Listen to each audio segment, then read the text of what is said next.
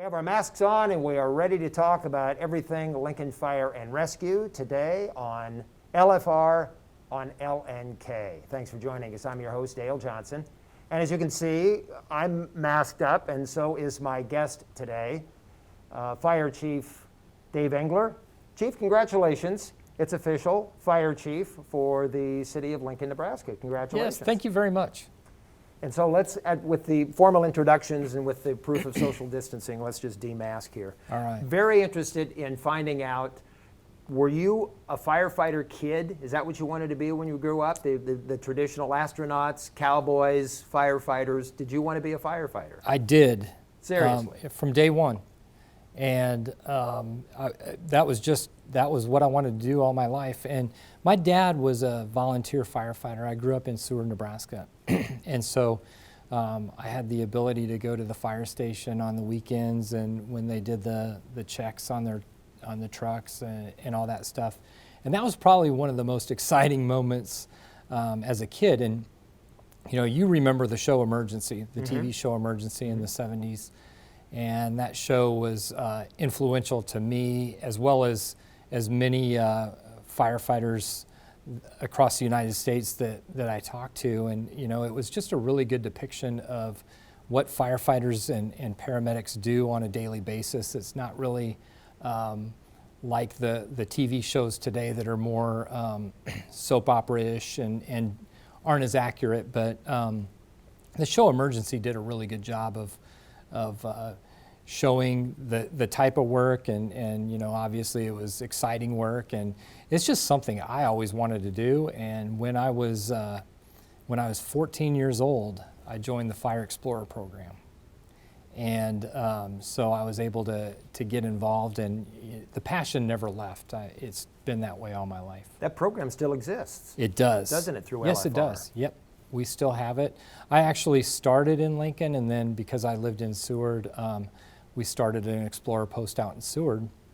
But yeah, the Explorer post does exist in Lincoln, and we've got a great group of young boys and girls that are interested in the firefighting career. And they meet monthly or maybe a little bit more depending on their activities, but they get to learn firsthand what we do, and oftentimes they get to spend some time riding along with us and experiencing what it's like to be a firefighter. That program's so good at just giving kids the opportunity to the introduction into the fire service, and allows them to really, it sets an example for them to follow as they grow up and determine that they want to do this as a career. And you're a perfect example of staying local. You're a Doane grad. Yep. Went to Creighton, came back and joined the Lincoln Fire and Rescue staff. Yeah, my desire was always to be with Lincoln Fire and Rescue.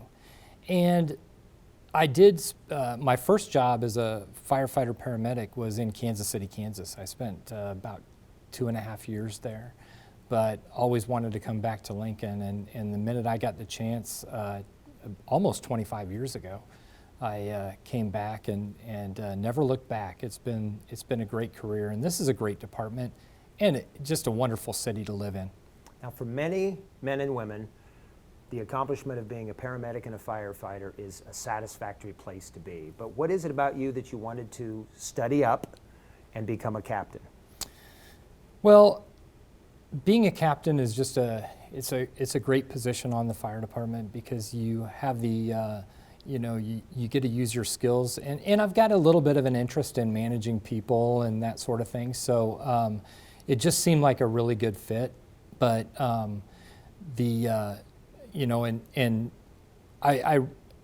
captain was really where I intended to stay because it's such a great job, and you're able to do the work, but you're also a supervisor, so you get a little bit of the best of both worlds, where when you go up in rank, you're doing less of the firefighting and EMS work and that sort of thing.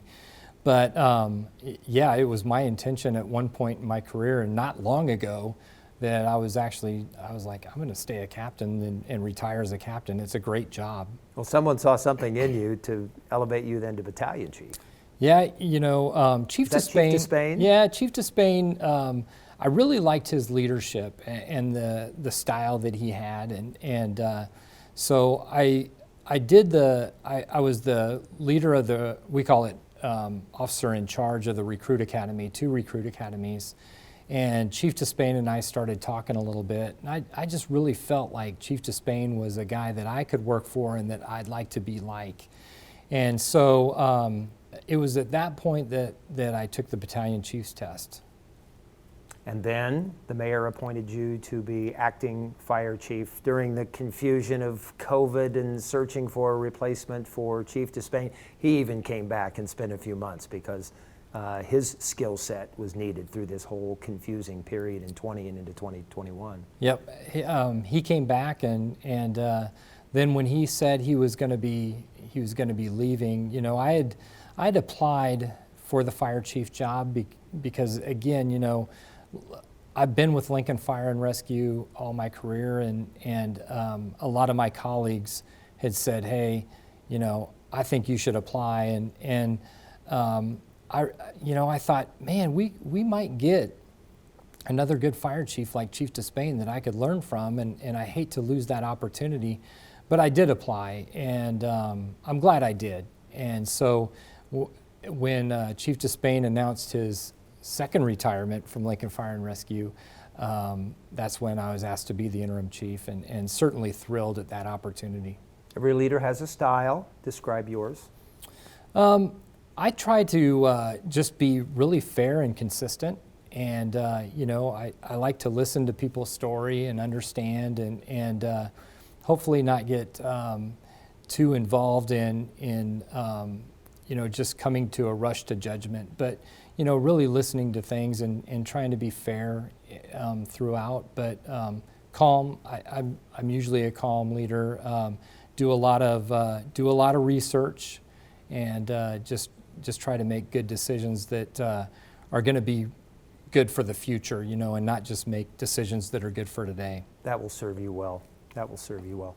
Your visions for the future, now that the City Council has taken the step officially and you are now Lincoln's new fire chief. Well, certainly, you know, we're lucky to be in a growing community, and but at the same time, that presents some challenges. One of our big challenges right now is finding those individuals who want to be a part of Lincoln Fire and Rescue and want to serve our community. So years ago, we used to have a lot of applicants for this job, but we're seeing a decrease. And so what we definitely need to do is continue to reach out to the community in Lincoln, and we're trying to increase our diversity and just get good people that are committed to this career. So that's definitely one of the top priorities that we have.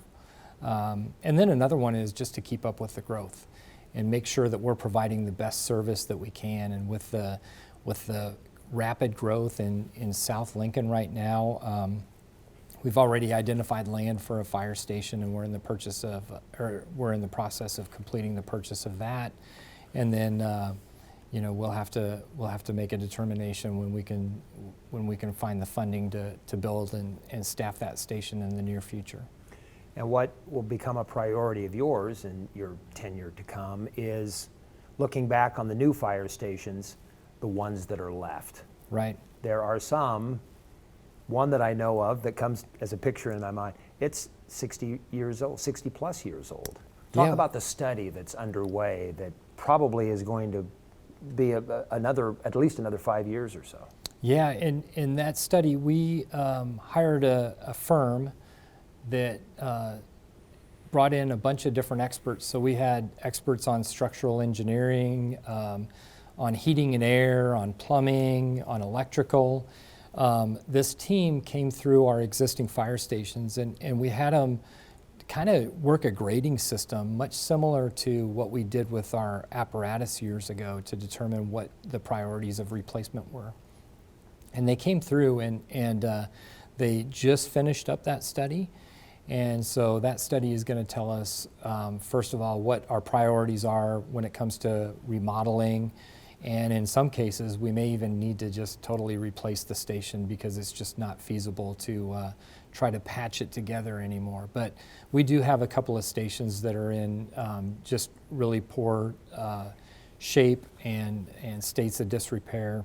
And you know, the challenge there is our fire stations that we have right now are strategically located in the right places to serve the citizens best.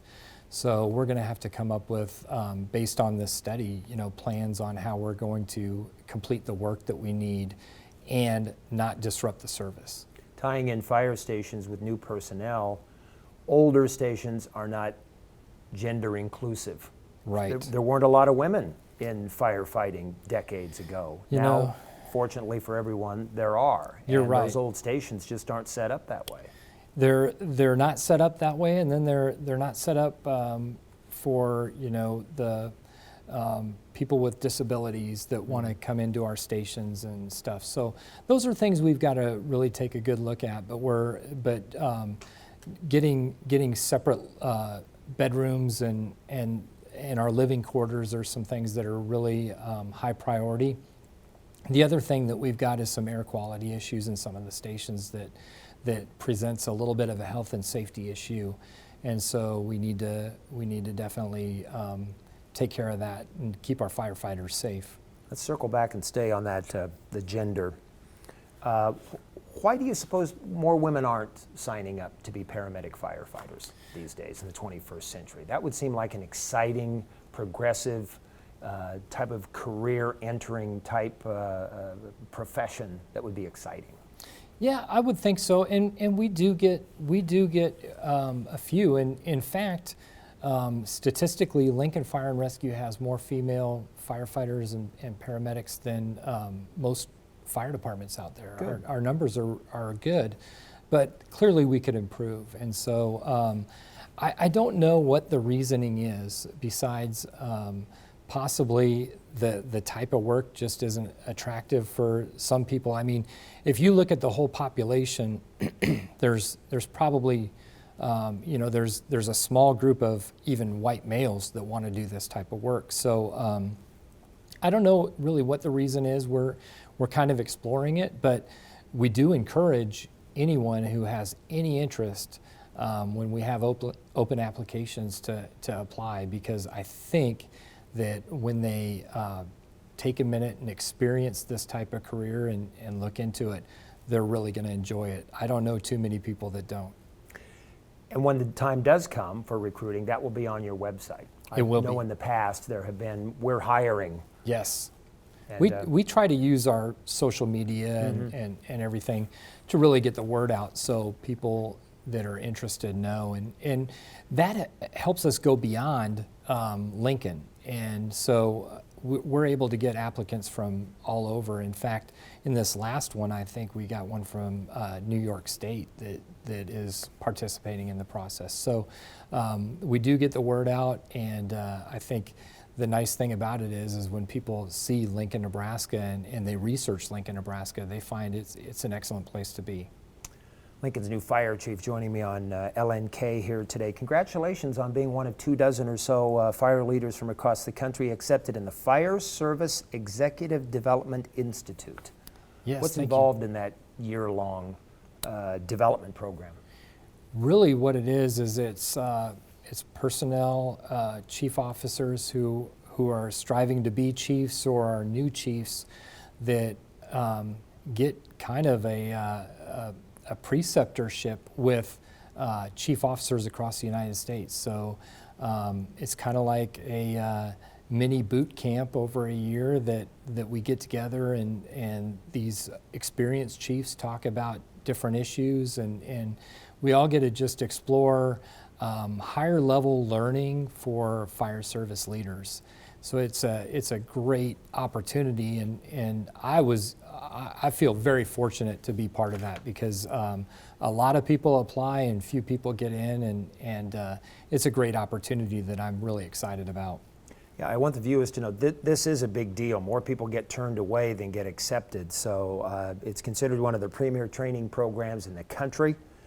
individuals seek out successful chiefs. They develop new generations of national, international fire service leaders. So congratulations, Chief. Thank you. I appreciate That's a good way to start your tenure. It is. It to is. announce that. Yes, Yeah. definitely. Well, congratulations very much. We'll do this on a regular basis on LNK TV. Also, you join me on KFOR Radio on a regular basis. Yes. Want to give our station a plug here. So thank you very much, and we're looking forward to your years as Lincoln's new fire chief. Well, great. Thank you very much for bet. having me. Lincoln Fire Chief Dave Engler joining me on LNK TV. Be safe. Thanks everybody for watching.